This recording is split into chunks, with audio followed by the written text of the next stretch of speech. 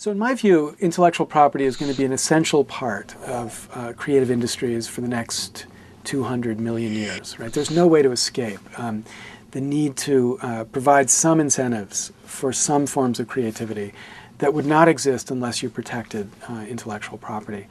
The hard question is what the protection of intellectual property should look like. So for example, think about how jazz developed. Jazz musicians historically have always felt free to build upon and improvise earlier work. Louis Armstrong didn't sit there with a lawyer sitting next to him deciding how he would extend the work of others. He just extended it. And that was based upon a pretty rich conception of fair use, which was built into the practice or the genre of music around jazz. Well, today there's an equivalent genre developing in the context of what some people call laptop music, which is basically people taking recordings and remixing them using computer technology.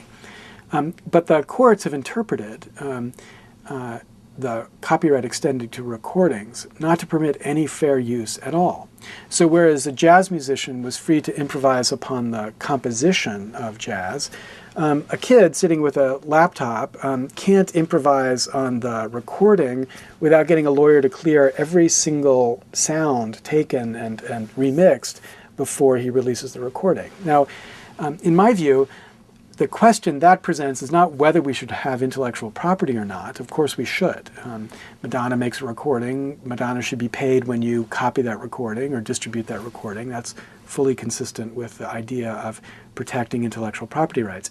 But if you say that nobody can build upon recordings without getting the permission of a lawyer first, what you essentially do is say that a whole class of creators are either criminal or they can't create.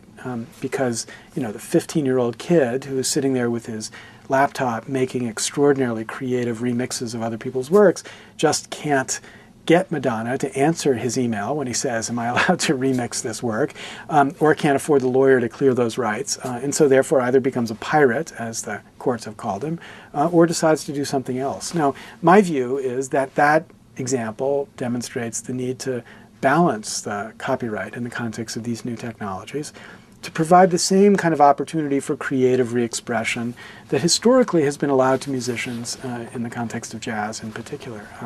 So copyright needs to protect the incentives that artists need to create, but it needs also to assure that its protection is not so extreme as to stifle or chill other kinds of creativity. So it's a good thing that there's copyright, but you can have too much of a good thing. Too much protection can actually stifle the opportunity for more creativity.